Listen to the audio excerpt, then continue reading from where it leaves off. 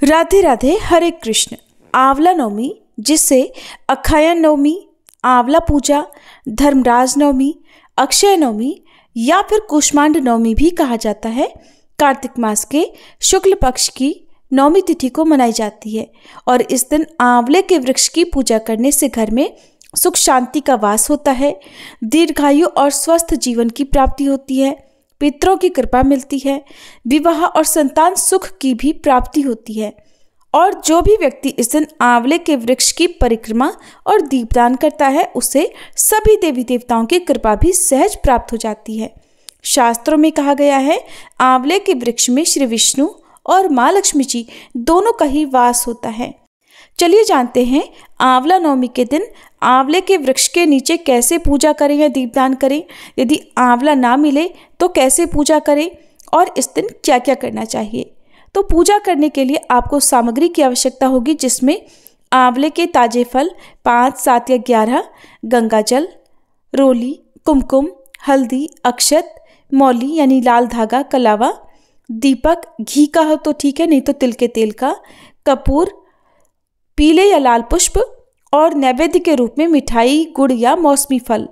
अगर आसपास आंवले के वृक्ष का पूजन कर रहे हो तो पूजा करने से पहले आंवले के वृक्ष की जड़ में आसपास भूमि को साफ करें, वृक्ष की जड़ में जल और कच्चा दूध मिलाकर अर्पित करें, गंगा जल छिड़कें, आंवले के वृक्ष को हल्दी, कुमकुम, अक्षत और पुष्प अर्पित करें।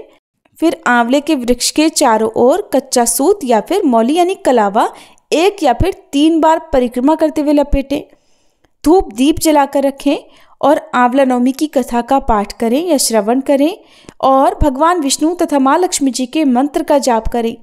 इसके बाद 1, 3 या 7 परिक्रमा करें और अपनी मनोकामना पूर्ति के लिए प्रार्थना करें। इसके बाद जो भी मौसमी फल या नैवेद्य हैं वो वृक्ष की जड़ में अर्पित करें, साथ में कुछ दक्षिणा भी चढ़ाएं। इस तरह से आंवला नवमी के दिन सुबह जल्दी उठकर सूर्योदय तक आंवला नवमी की पूजा कर लेनी चाहिए।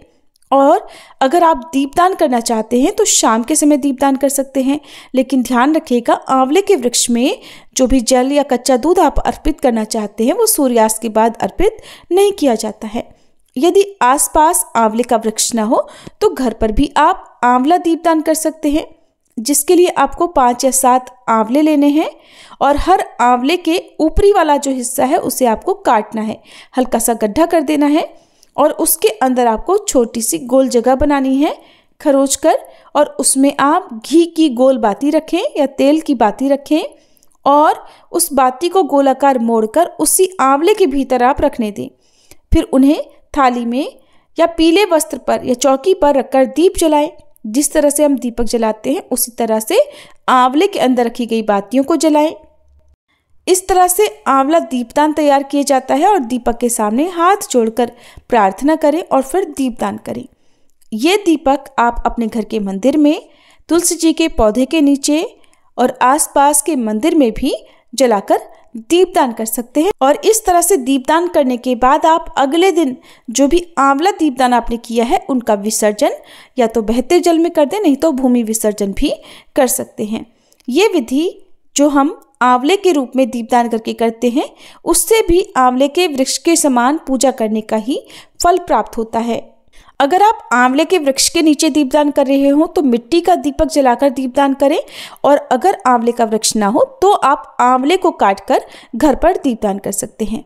दीपदान करने के बाद सच्चे मन से भगवान विष्णु और माँ लक्ष्मी जी से क्षमा याचना करें। हे देव, हे माँ लक्ष्मी, यदि पूजा में कोई त्रुटि हो गई हो तो उसे क्षमा करें, मुझ पर और मेरे परिवार पर सदैव अपनी कृपा बनाए रखें।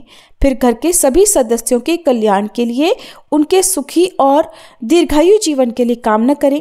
सबसे अंत में भगवान विष्णु और माँ लक्ष्मी जी को प्रणाम करें, और आंवलों का दीपदान किया है तो आंवलों को स्पर्श करके प्रणाम करें, और अगर आंवले के वृक्ष का पूजन किया है तो वृक्ष के तने को छूकर प्रणाम करें।